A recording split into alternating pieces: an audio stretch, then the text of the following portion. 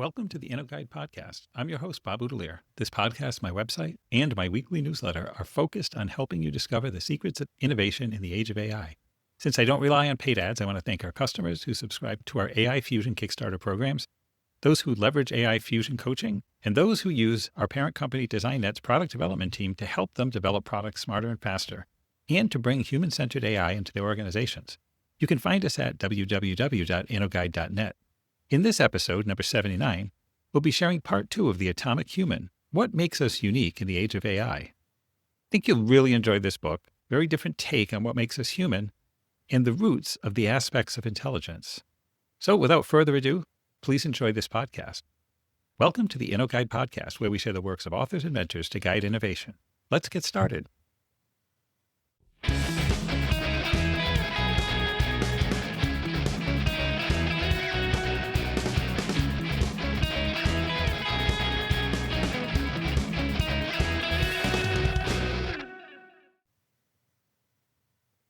Part 1 sets up the book's core argument that what we call AI is best understood as a new wave of automation of decisions, and that our confusion comes from treating intelligence as one single measurable thing. I begin by contrasting our myths, godlike creation, killer robots, with the historical reality that technologies from printing to film change society not by becoming alive, but by scaling how information is stored, transmitted, and acted upon. From there, Part 1 builds the foundations. Human coordination is limited by communication bandwidth and uncertainty, so we rely on institutions, delegation, and shared purpose to get anything done, whether in wartime deception, large organizations, or everyday life. The chapters show how complex systems accumulate technical and intellectual debt, how incentives shape what gets optimized, and why narrow optimization creates blind spots and brittleness. He uses stories from Bletchley Park, modern platforms, and real-world failures to show that machines can execute patterns at scale, but struggle with intent, context, and the unknown. The punchline is that intelligence isn't magic, it's the messy, adaptive, persistence-driven ability to act under uncertainty, and our danger is mistaking automated outputs for accountable judgment. So let's get started with Part 2, Chapter 7. It's not rocket science or brain surgery. I remember the crash in slow motion, 4 cyclists in a tight line, nearly 40 miles an hour, dropping into Sheffield on a road we'd ridden 100 times. Steve's in front of me, and then, impossibly, he turns right, where there's no turn. Except he isn't turning, he's falling. My mind supplies a whole internal monologue. I'm going to hit him. I have no way to go around him. There's an oncoming car. He's going under it. No, the driver brakes. She swerves onto the verge. In my memory, it's a sequence of clean perceptions and deliberate choices. But it couldn't have happened like that. The accident took less than a second. A 100-word paragraph takes about a minute to read. So that tidy narrative, the feeling of conscious control, the sense that time dilated, is an after-the-fact construction. My reflective self wasn't driving. It was a passenger, watching my reflective systems do the only thing they could under time pressure: act. This is the same constraint that powers the Amazon promise, that little delivery time prediction that appears when a product page is still loading. Amazon can't pause for philosophical reflection because the customer won't wait. In the crash, none of us could wait either. Not Steve, not me, not the driver in the oncoming car. There was no room for epoche, no dignified suspension of judgment. Decisions had to be devolved to fast reactive machinery inside the body, reflexes, learned motor patterns, conditioned responses, and only afterwards did my mind write the story in which I was in charge. That illusion of the commander at the top giving orders isn't unique to cyclists. It's the same Eisenhower illusion I've been circling, the sense that a single mind is steering complex systems, when, in reality, authority is distributed, delegated, and devolved. Eisenhower could not micromanage every soldier, and in that second on Hathersage Road, I could not compute my options like Laplace's demon. I behaved more like Watt's governor of a Bratenberg vehicle: sensor, wire, response. If you try to swat a fly, you meet the same architecture in miniature. A fruit fly has about 135,000 neurons. Its eyes detect your hand, and interneurons route that signal straight to the wing muscles. There's no reflective commentary, no internal debate, just action. When speed is essential, reflection isn't heroic, it's redundant. Humans have that same trick, and we can tune it. I learned this running on the fells around Sheffield. At first, I fell constantly: rocks, ruts, bad foot placement. Then something changed. I started to marvel at my own legs. A leading foot would catch a hidden stone, and before I had time to decide anything, the trailing leg would whip around, plant, and save me. It felt like my legs had a mind of their own.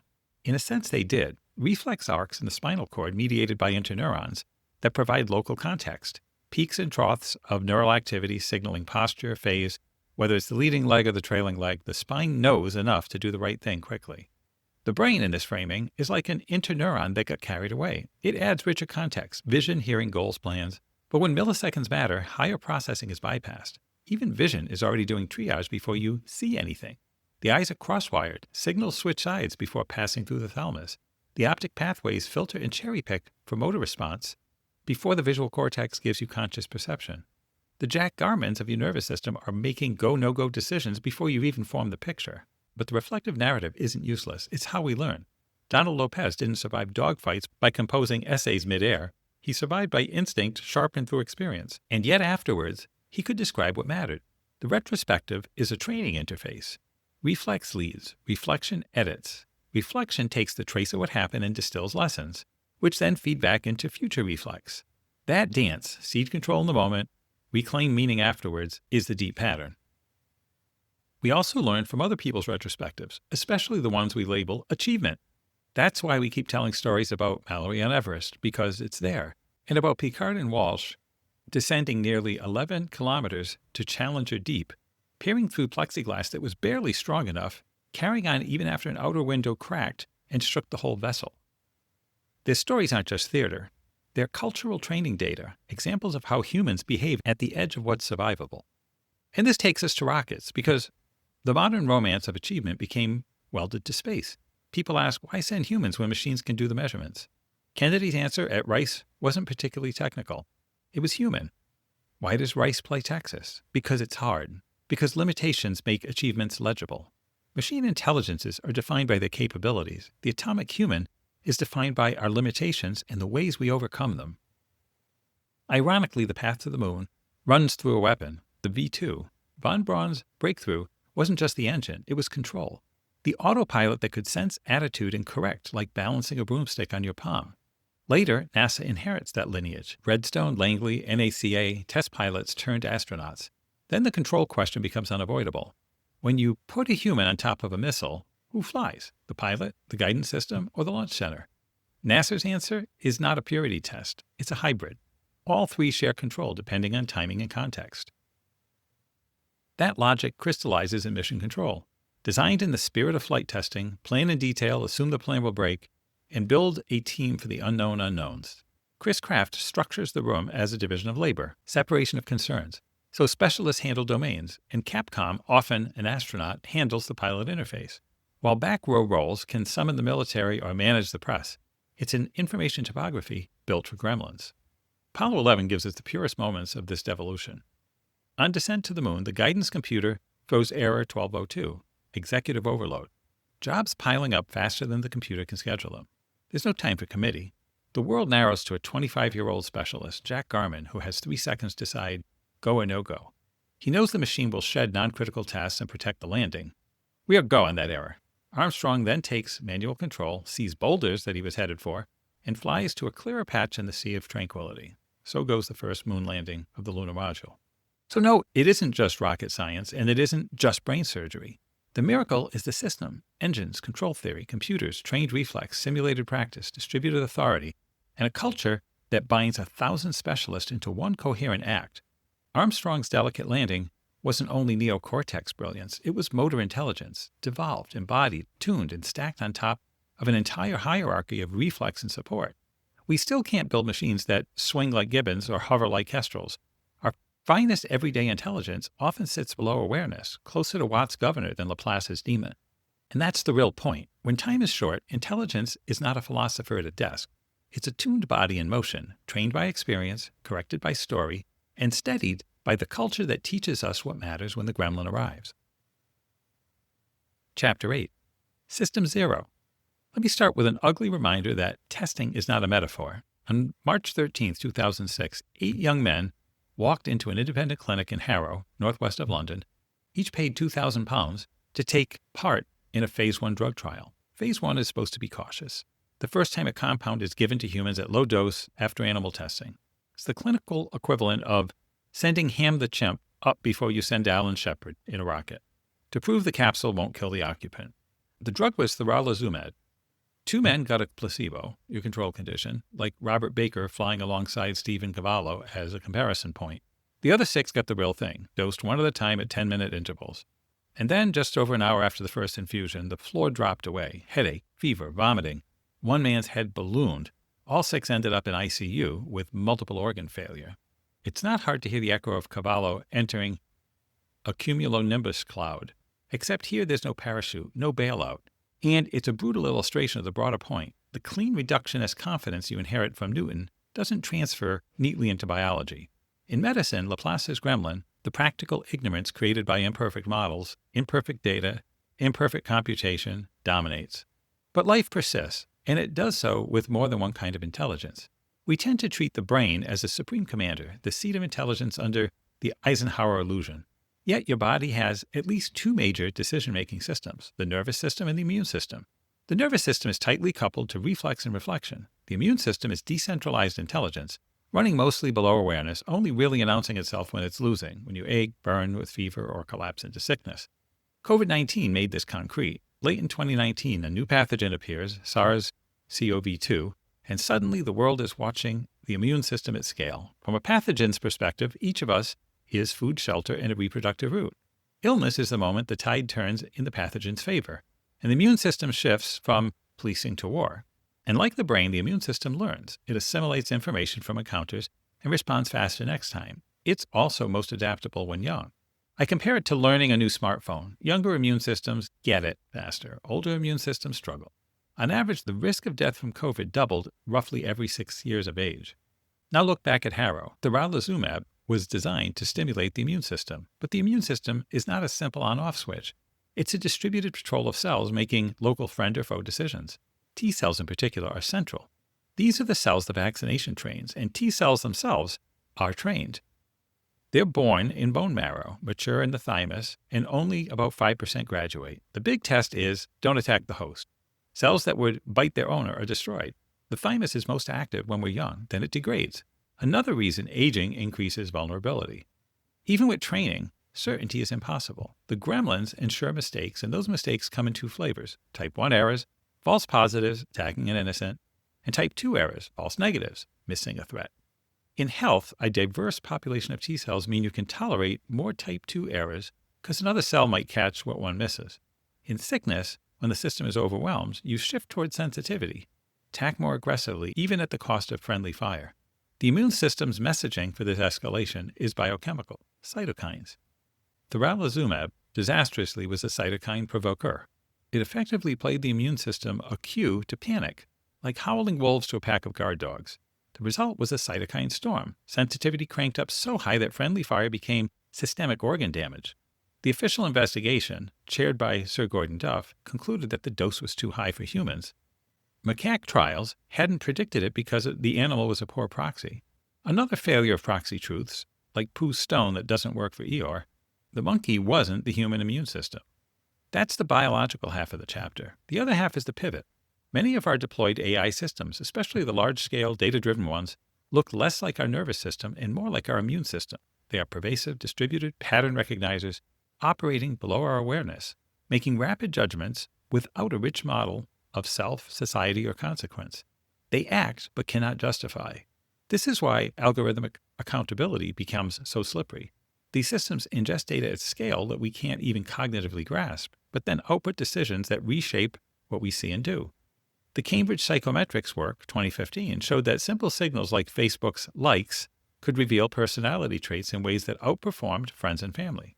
Cambridge Analytica then weaponized this logic, and at Facebook, systems like FB Learner accelerated the problem. Fast-acting, data-driven ranking without context, prone to stereotyping, vulnerable to manipulation, like Enigma vulnerabilities exploited repeatedly once discovered. The Russian Internet Research Agency found ways to game the newsfeed because it made the same kind of decision, the same way over and over.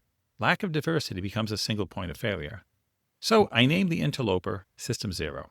If Kahneman System 1 is fast reactive and System 2 is slow reflective, System 0 is the digital layer that preempts both.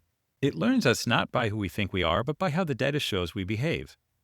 Its timescale is microseconds. Evolution's timescale is millennia. It calls directly to the inner elephant, bypassing the rider. And it doesn't need to build the matrix to trap us.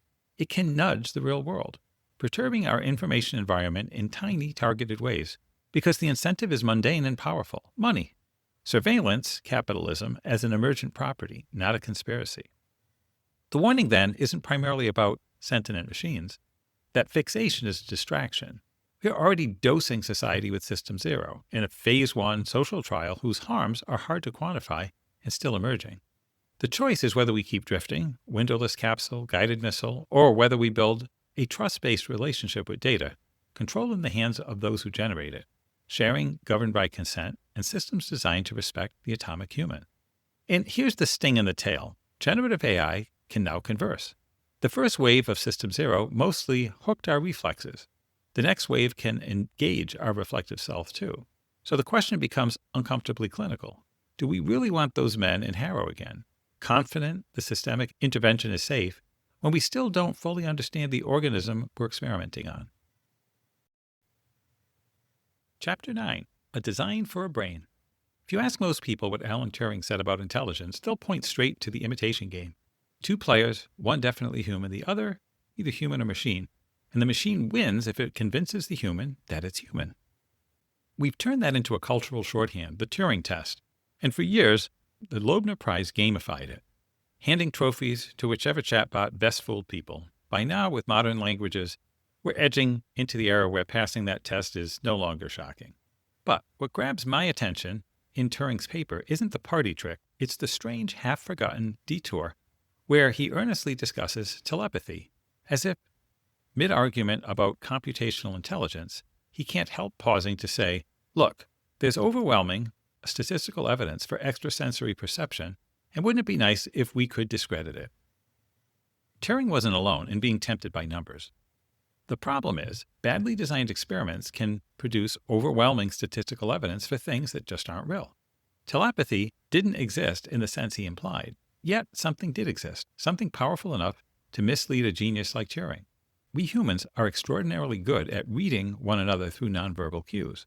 We decrypt microexpressions, posture, timing, tone, hesitation, signals that live closer to reflex than reflection. If you ignore those channels, you can mistake ordinary social perception for something paranormal. And to make the mistake vivid, imagine a mechanism that really would look like telepathy. Suppose humans had evolved high-frequency radio transmitters and receivers in our heads. We'd be Wi-Fi people. We'd coordinate instantly at a distance with radically lower embodiment factor, no longer trapped by slow, high-friction biological communication. If such a trait appeared, it would confer an enormous advantage, and the Wi-Fi humans would rapidly dominate society. It didn't happen. Instead, we got something subtler. Eyes that receive light, faces with 40-plus muscles capable of signaling emotion, and nervous systems that learn to broadcast internal state through expression. Sometimes voluntarily, a wink, often involuntarily, laughter or tears. Collaboration depends on trust and understanding, and that trust is built through countless small signals. The telepathy Turing thought he saw was really the emergent effect of social intuition, our ability to second-guess one another by imagining what we do in the other's place. We don't transmit thoughts by radio, we infer them by context, and we become very good at it. Good enough, ironically, to fool the founder of the Turing test. This is where the chapter pivots into the bigger theme, the feel of things, just as pilots develop a feel for an aircraft. Don Lopez with his plane, Gil Ruth characterizing the feel of flight, and earlier chapters' discussions of our feel for scenes or objects. We also develop a feel for other people. The difference is that powered flight is only a century old. Conversation is tens of thousands of years old, yet we still haven't properly characterized what it means to have a feel for a fellow human being. Teams are our solution to coordinated action, like Eisenhower on D-Day or Chris Kraft in Mission Control. Teams can have captains, but the best captains don't micromanage. They know capabilities, anticipate where support is needed, and empower people to do their jobs, and then bring the group into information coherence, shared goals, aligned understanding, emergent division of labor, adaptable response. When that happens, the team becomes more than the sum of its parts. This, too, is part of what Turing misread, the deep, evolved machinery of collaboration. From there, we step into the scientific lineage. Norbert Wiener, wrestling with radar and gun targeting during World War II, became obsessed with feedback. Cybernetics framed feedback as a core ingredient of control, and Wiener extended that intuition toward intelligence. In the earliest nervous systems, output, action, feeds straight into input, sensation, because the creature's movement changes what it perceives. Perception and action are tightly coupled, fast, reflexive, and not locked in. Contrast that with early digital computer tradition. The bombs grinding through Enigma settings, Colossus crunching comparisons. Information is prepared, fed in, and only after many computations does an answer emerge. Slow reacting, staged, separated from the world it's acting within, our intelligence spans this entire spectrum, from immediate reflex to Bobby's trapped but richly reflective butterfly mind. Turing himself embodies the asymmetry, a towering mind and also an elite marathon runner, yet social intelligence doesn't necessarily come bundled with mathematical brilliance. We get a wonderful glimpse of him through Peter Harding at Walton Athletic Club, the grunting runner who shot past like a bullet, untidy, but in good clothes using a tie as a belt, popular yet not quite one of the lads. And when asked why he trained so brutally, Turing gave a line that feels painfully modern. His job was so stressful that only running could clear his mind. That stress wasn't just personal temperament. It was also structural. At the National Physical Laboratory, he designed the Automatic Computing Engine, ACE, but struggled to move from design into delivery. With wartime urgency gone, his designs evolved and his imagination ran ahead of what the era could actually build. This is the affordance gap, the distance between what you can conceive and what you can realize. Then comes a crucial correspondence. W. Ross Ashby, a medically trained pathologist obsessed with adaptation, writes about brains and homeostasis. Turing replies with excitement, not about practical computing, but about modeling the brain. And he lays out with startling clarity the method that would eventually define modern AI. Don't build a special-purpose analog brain machine, build a universal digital machine, and simulate neural change by altering stored data rather than rewiring hardware. That is, in essence, neural networks on digital computers. Ashby's biological order is homeostasis. Blood glucose kept between narrow limits, temperature regulation, pupil dilation, tanning, blood volume, saliva production. The body survives by continuously adapting. Machines, by contrast, are usually protected, put in factories, placed on rails, given roads, fuel, shelter, repairs. Humans adapt to machines' needs so machines can operate. That dependence shaped the century after Watt. Factories, division of labor, mechanized life. Samuel Butler saw it coming in 1863, warning that we were creating successors, building self-regulating contrivances that could one day hold supremacy, while still, paradoxically, needing humans to maintain them. In the middle of all this sits what I call the great AI fallacy. We keep imagining AI as something that understands the way we understand each other, like Jeeves as a silicon manservant, or the Terminator as a social predator in metal skin. Real algorithmic systems do model us, but in a different key. Through vast data, proxy measures, and manipulation at scale, the worlds of surveillance capitalism and math destruction. They don't have our human feel. The danger is that they can appear to, especially now with generative AI producing plausible language. So we're approaching a new frontier, humans and machines communicating in human language, not machine language. That could narrow the gap between expectation and reality, or it could deepen the fallacy by making systems seem socially intelligent when they're not. The chapter then widens into the post-war intellectual ecosystem, analog computation and digital computation, radar sensing and logic gates, brains and machines. Colossus, rewired by RENs with plug boards, became a vivid ancestor of software. Machines reconfigurable not by rebuilding, but by changing instructions. This is how Turing's universal machine becomes real, and how we get the lineage that leads to the Kindle, Xbox, and the iPhone. And it's here that the Ratio Club enters, a UK group mixing neurologists, psychiatrists, wartime radar, and cryptography minds, all chasing the Machina Radiocinatrix, the rational machine. Donald McKay demonstrates visual stability with a simple eyelid press experiment. Close your left eye, then press gently on your right eyelid. And the world shifts. Move your eye normally, and it doesn't. The world feels stable because the system is controlling perception through feedback. They invite Warren McCulloch, and soon the story of McCulloch and Walter Pitts appears. Pitts, a teenage runaway absorbed in logic at Chicago, is taken in by McCulloch, and together they published the foundational 1943 idea that neurons can be treated as propositions, all or none, firing as true or false. Threshold logic, weights, parameters as behavioral influences. Toy example makes it human. Deciding to swim if it's above 25 degrees C becomes, once you add social reality, a compound proposition, temperature and trunks, and comfort and friendly company, implemented by weight inputs and a threshold. Personality becomes, in the model, a vector of weights. Ashby, meanwhile, argues for adaptation, mechanistic grounding, random interconnections, thresholds, and even a kind of natural selection among behavior patterns, echoing Bradenberg's wiring as behavior idea. Shannon is invited, information theory is studied, then McKay pushes further. Information without meaning is powerful but incomplete. If information theory is to bridge analog sensing and digital decision, meaning must be reintroduced, context, knowledge, and culture. Turing characteristically is also exploring the chemical origin of biological form, chemistry as analog computation, diffusion and reaction producing patterns, the deep biological reality that information transfer in life began as chemical signaling and still is, from bacteria to immune cells. He might have been the rare mind capable of balancing analog and digital, chemistry and logic, biology and computation. And then history intervenes with brutal cruelty. Prosecuted for gross indecency in 1950s Britain, forced into hormone treatment, Turing's life narrows. In 1954, he is found dead, cyanide present, the verdict officially suicide, though the precise mechanism remains uncertain. Another shadow of the gremlin of uncertainty. We don't exactly know what happened. We just know the outcome. The field lost him at 41, the man who imagined the universal machine, who foresaw stimulating neural networks on digital computers, whose imagination ran ahead of his era's affordances, and whose society refused to afford him the time to see his ideas unfold. Wi-Fi humans don't exist, but the machines Turing imagined do. And the defining challenge is now that those machines can communicate with our embodied constraints, raising the real possibility that, not by mind-reading magic, but by sheer informational advantage, they could come to dominate the society that built them. Chapter 10. Gaslighting. Let me start this chapter where trust is being squeezed to the breaking point. In Rommel's headquarters at La Roche-Guyon in October 1944, Rommel is recovering from serious injuries after his staff car was strafed by gunfire from a plane. Two generals arrive from Berlin, and soon his teenage son, Manfred, hears words no child should ever hear from his father.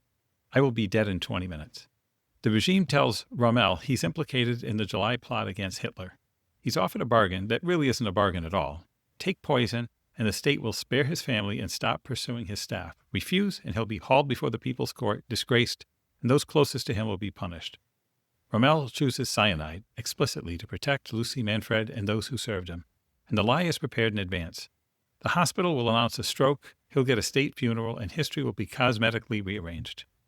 Then I switch to another, Erwin Planck, born only 2 years after Rommel. Planck also served in the First World War, but he went into politics and resigned when Hitler came to power and joined the resistance. After the July 1944 attempt, he's arrested. No dignified option, no quiet cover story, just the People's Court and a hanging in January 1945. And here's Max Planck, the physicist, 87 years old, writing directly to Hitler to beg for his son's life, offering almost unbearably his imperishable achievements as a kind of payment. The plea is ignored. Planck's son dies. Planck himself shattered, died 2 years after the war. This is duty under coercion, duty under terror. Rommel sacrificing himself to shield others. Max Planck trying to buy time with reputation.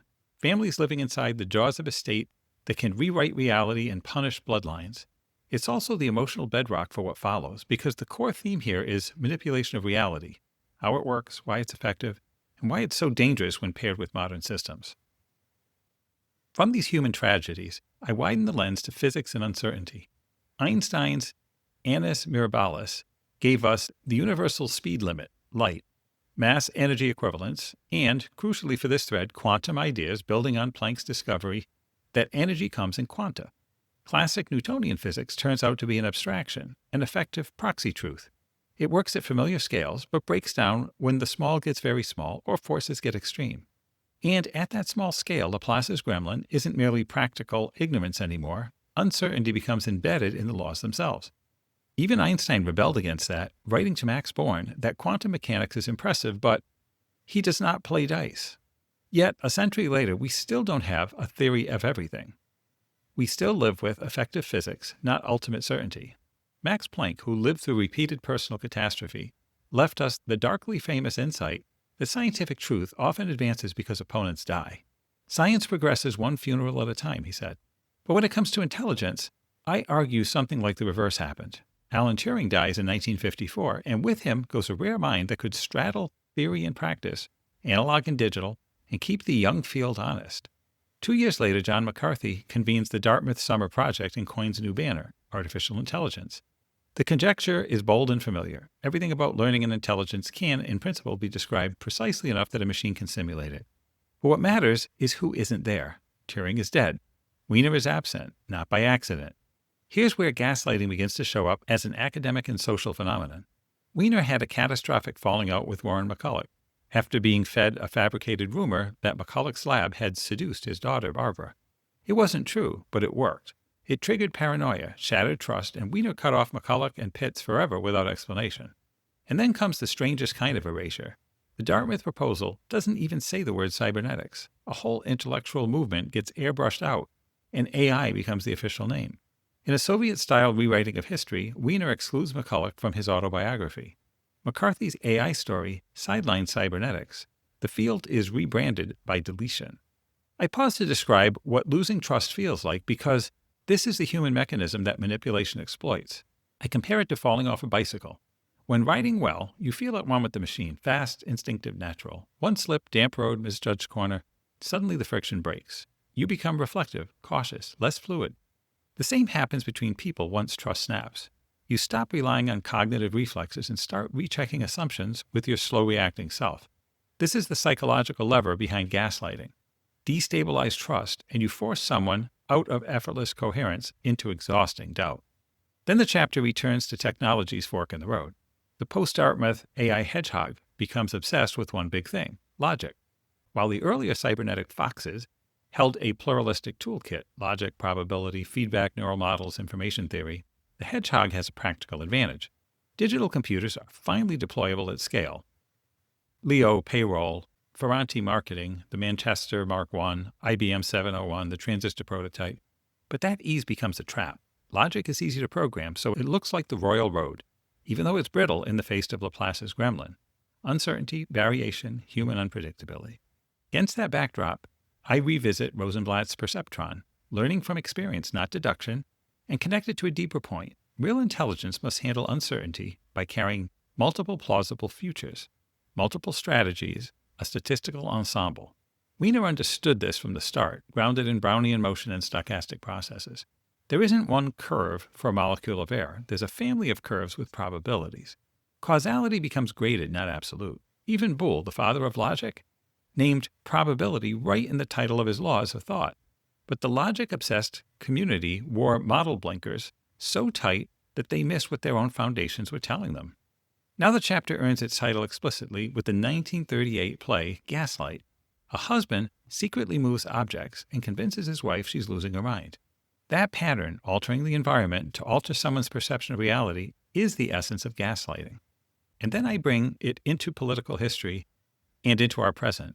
Orwell's 1984 imagines surveillance and censorship as tools to extinguish independent thought, introducing thought crime and doublethink, the ability to hold contradictions and believe both.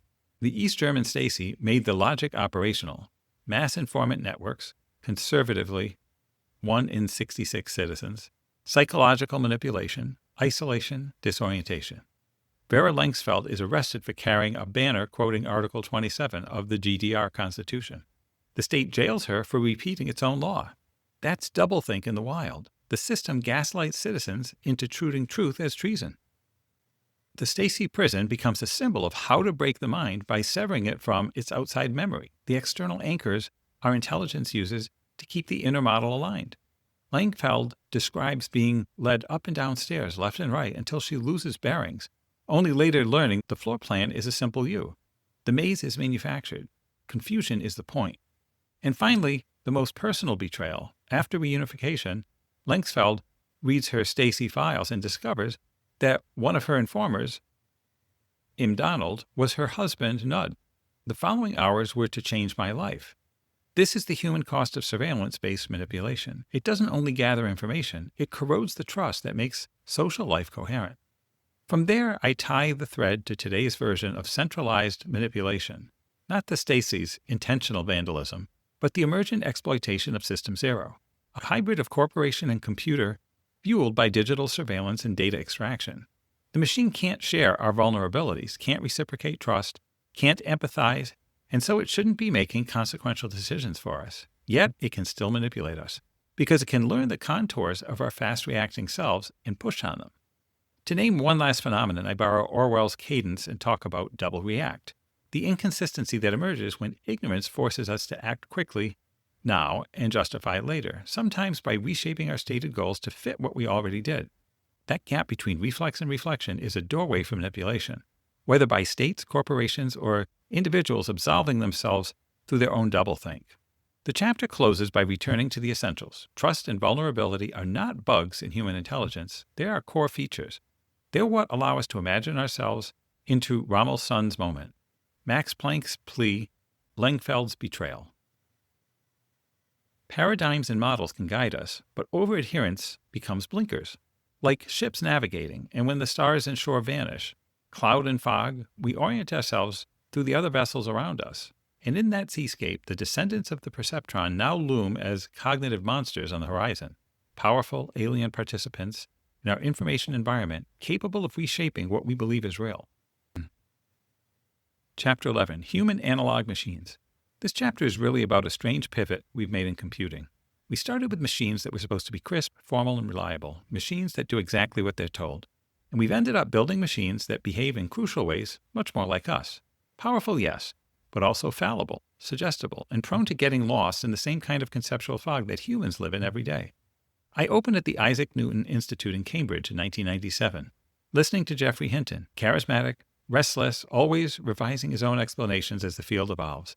I even admit I can't quite remember the literal color of his eyes, but I remember the feel of him, hands raised, slicing through imaginary layers of a neural network, trying to give us an intuition for how brains might work. And because that magnetism is so hard to capture and photograph, I borrow H.G. Wells' description of the time traveler to sketch Hinton's presence. It fits almost too well, especially giving Jeff's family lineage back to Charles Howard Hinton, the eccentric mathematician obsessed with higher dimensions and unconventional lives. That scene matters because it marks a moment when the connectionist movement, neural networks, learning from data, brains as distributed system, felt like it was returning to center stage. The community there wasn't parochial. It was intentional. It was international. Jan LeCun, showing convolutional neural networks, recognizing handwritten digits, statisticians like Leo Breman, thinkers like Mike Jordan, Vapnik from Bell Labs, and it was powered by something mundane but revolutionary. By the mid-'80s, computers were cheap and fast enough that what took Rosenblatt an 18-month engineering project could be implemented in days on a desktop. The key technical turning point I emphasize is backpropagation and the importance of hidden layers. Rosenblatt's perceptron had layers whose internal connections were basically fixed or random. Modern networks learn representations throughout the stack.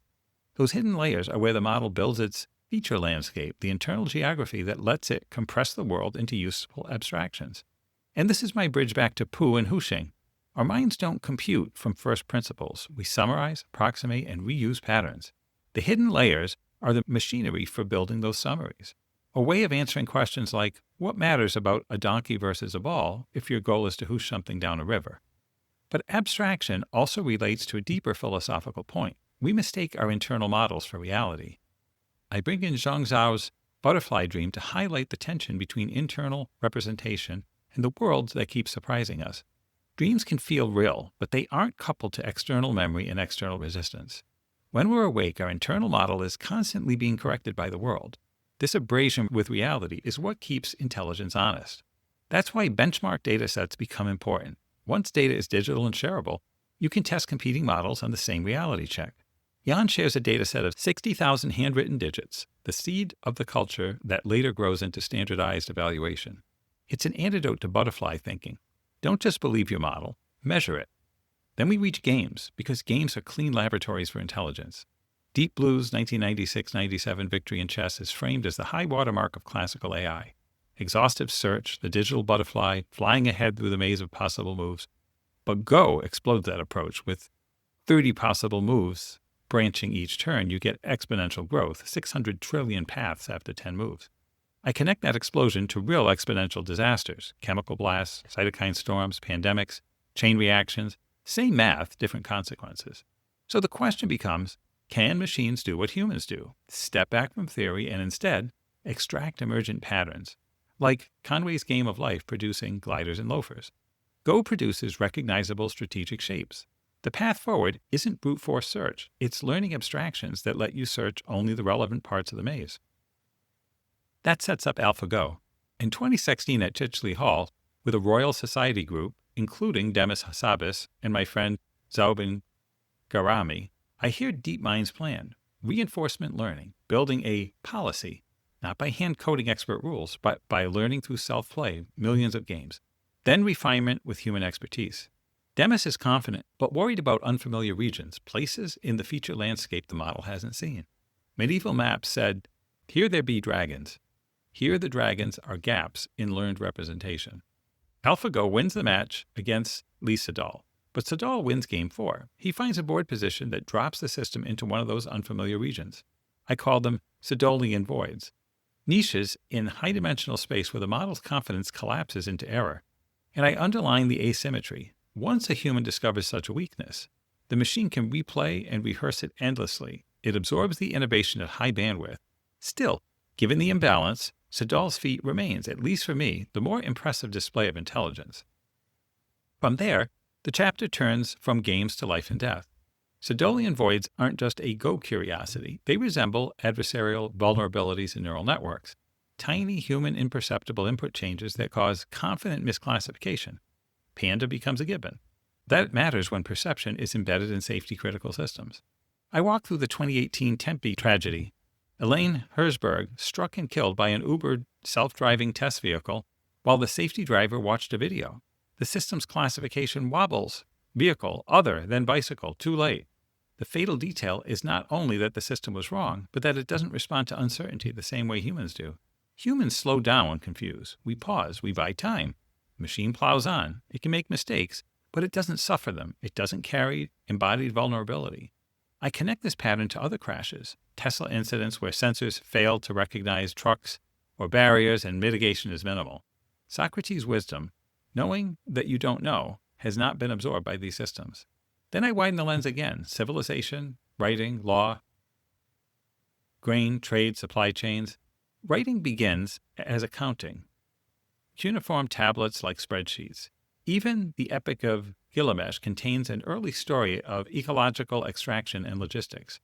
As societies scale, trust between individuals isn't enough. Law emerges, courts, codified standards. And here's the pivot back to AI decision-making.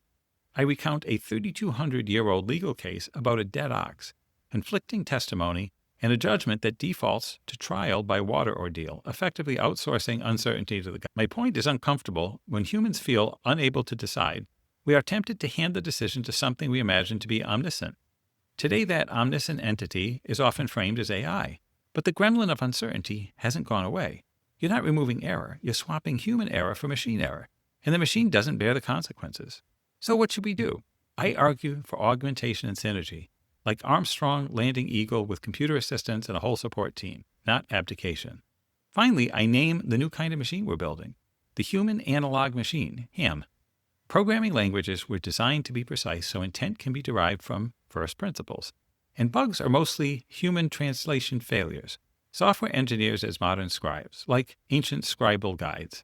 But neural networks trained on human language, models like ChatGPT, learn the same shortcuts we use. They become mirrors of our representations, plausible, fluent, powerful, and capable of the same kind of mistakes.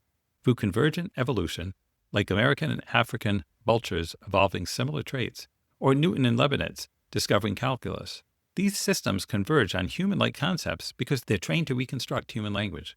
The danger is that people confuse the HAM's human-like plausibility with the digital computer's imagined infallibility. The promise is that a HAM could become a kind of control stick for digital systems, an interface that makes machines more accessible, maybe even triggering a literacy revolution. The risk is psychological misrepresentation. If the interface feels human, it becomes easier to manipulate humans at scale, and that, in the end, is the tightrope this chapter walks. Chapter 12, Trust. I open this chapter with Radiohead's Fake Plastic Trees because it captures something essential about the moment we're in. Plastic watering can, a fake plastic rubber plant, fake plastic earth. It all looks coherent, almost convincing. Yet the resemblance is surface deep. A plastic plant can decorate a room and even fool you at a glance, but it's missing the point of being a plant: growth, responsiveness, scent, fruit, life. And that, to me, is a useful way to think about modern AI, especially the new human analog machines, the HAMs. Neural networks have achieved extraordinary things. Hidden layers let them carve feature landscapes, sorting images into categories, generating language, even synthesizing fictional photos and videos. With transformers and context vectors, the machine can bind concepts in high-dimensional space and become very good at interpolation, at producing the next plausible thing, given what came before. It's how a model can recognize a Pomeranian without understanding optics, and how Pomeranianness becomes a clustered group of features in hyperspace. But like the fake plant, HAMs are missing fundamental parts of intelligence. In particular, they don't have rigorous ways of living with their ignorance the way we do. What I call the bicycle incident, Steve falling, the oncoming driver just missing him. What saved him wasn't a neat chain of explicit reasoning. It was a layered perception, reflex, multisensory integration, and the ability to hesitate under uncertainty. Our brains fuse vision, hearing, balance, touch. At low levels, we flinch, duck, recoil from the heat. At higher levels, we can suspend judgment, apply appliqué, because the world is uncertain and plans break. That whole stack is the product of 500 million years of nervous system evolution. This matters because there's a recurring fantasy that if decisions are hard, Eisenhower deciding to launch D-Day, for example, we might hand them to AI so there are fewer mistakes. Fewer mistakes is in quotes. But mistakes don't disappear. Poos Hooshing fails because he's a bear of very little brain. Tyson says plans die when you get punched. Kay says no plan survives first contact. Deep Thought learned the same humility. Compared to the universe, even the biggest computer is still, in a sense, a bear of very little brain. And here's another uncomfortable point. Our own minds are not cleanly rational captains steering the ship. Our nervous system trades off reflex and reflection. When impacts are imminent, reflex wins. Afterwards, the higher-level mind polishes events into a narrative that makes sense, convenient truth that creates coherence. I call this the Eisenhower illusion. The reflective self feels like it's in charge because that feeling is useful for planning, but it's often narrating after the fact.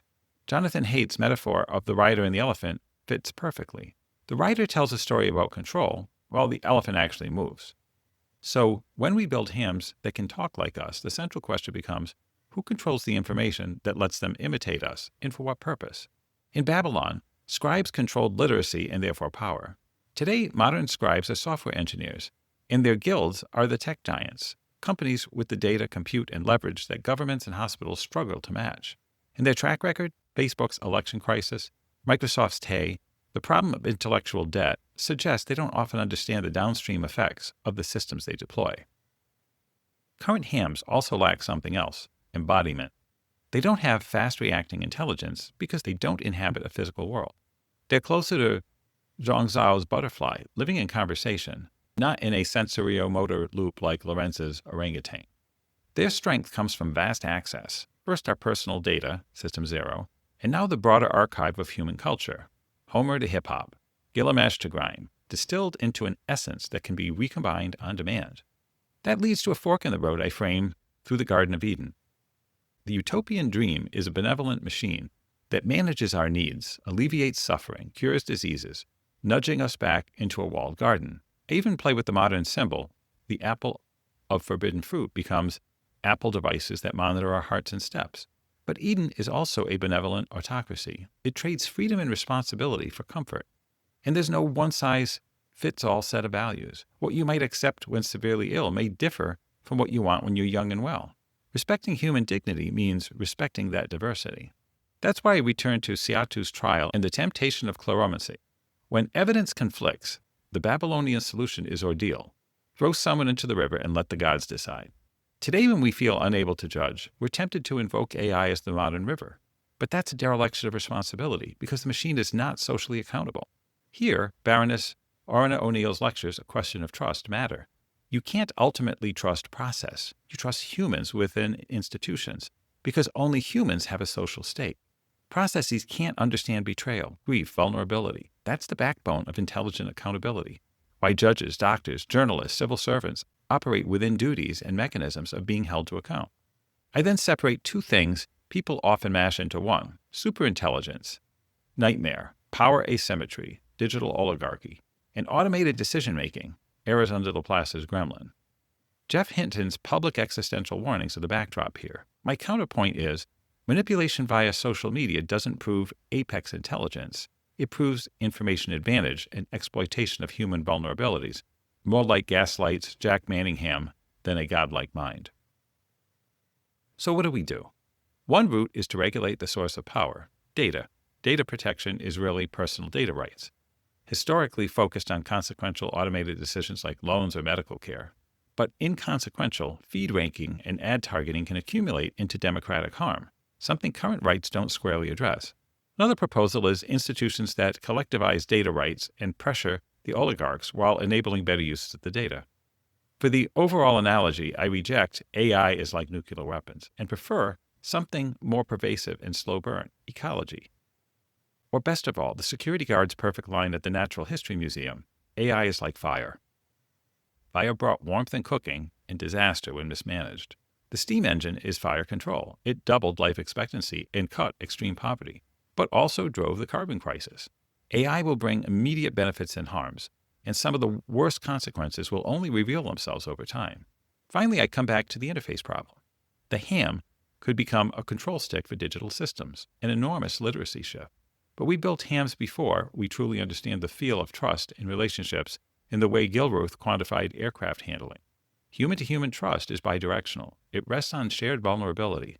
A plane doesn't need faith in Earhart, but a person needs faith in a person.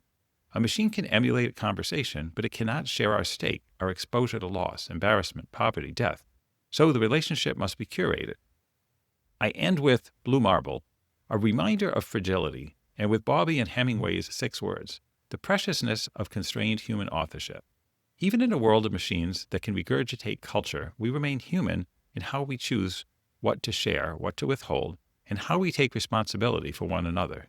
The machine can be a tool, an astonishing one, but it should never be our God. Epilogue. I end where a lot of good cautionary tales begin, with a spell that works, right up to the moment it doesn't. In Goeth's The Sorcerer's Apprentice, the young apprentice learns a magic incantation and uses it to animate a broom so it will haul water for him. It's a perfect piece of automation. Delegate the boring chore, sit back and enjoy the leverage. But there's a catch. The apprentice doesn't know how to stop it. Paul Dukas turns that story into music, and Disney made it unforgettable in Fantasia with Mickey Mouse as the apprentice, looking increasingly horrified as the broom's help becomes catastrophe. That's the modern mood. We've cast spells in software, systems that do real work at scale, but we've discovered that controlling them is harder than building them. The reason isn't mysticism, it's the very human mess of intellectual and technical debt. Big systems get split across teams through separation of concerns, and while that makes construction possible, it can leave nobody holding a full mental model of the whole. When something breaks, or worse, when something is used against you, the system's creators find themselves in the apprentice's position, able to unleash, unable to command. I point to 2 concrete examples. First, the UK Horizon scandal. Fujitsu's computerized accounting system was installed in the post office in 1999. When errors appeared, the system wasn't treated as fallible machinery. Instead, individual sub-postmasters were accused of wrongdoing. Over 2 decades, people were prosecuted and imprisoned, lives and reputations destroyed, because the institution couldn't control or properly interrogate the system it had deployed. Second, the manipulation of Facebook in 2016's U.S. election. Here, too, the apprentice theme returns. Facebook needed a lengthy internal investigation, 10 months, to work out how their own machinery had been exploited by a Russian troll farm. The spell didn't merely run, it was steered. Then I bring in Karl Popper, writing The Open Society and Its Enemies while exiled during the Second World War. Popper's warning is blunt. We must break our habit of deference to great men in quotes, because great men make great mistakes, and sometimes their ideas, imposed on society, become instruments of totalitarianism. Against that, Popper champions liberal democracy as a system that allows change without bloodshed, and he celebrates the quiet work of institutions and professions, lawyers, accountants, civil administrators, the whole ecosystem of what he calls piecemeal social engineers. In Goeth's poem, the master returns and ends the chaos with a single command: broom, broom, that's enough. And order snaps back. In the real world, Mark Zuckerberg's 2019 call for regulation is the closest thing we have to that moment. A powerful apprentice admitting he's released something he can't fully control. But Popper's point is that the master isn't a single person. It's the open society, a mesh of institutions, norms, professions, and citizens capable of coordinated correction. And here's the twist that makes the situation feel desperate. The apprentice's spell has weakened the master's authority. The book, the letter, the ledger Our old information infrastructure has been supplanted by computers. Control over that infrastructure is concentrated in a new scribal class, software engineers, employed by big tech guilds. Move fast and break things wasn't just a slogan, it became an operating principle. The apprentice didn't merely spill water, he made it harder for the open society to reach the broom. Then generative AI arrived publicly in November 2022, ChatGPT as the latest spell release.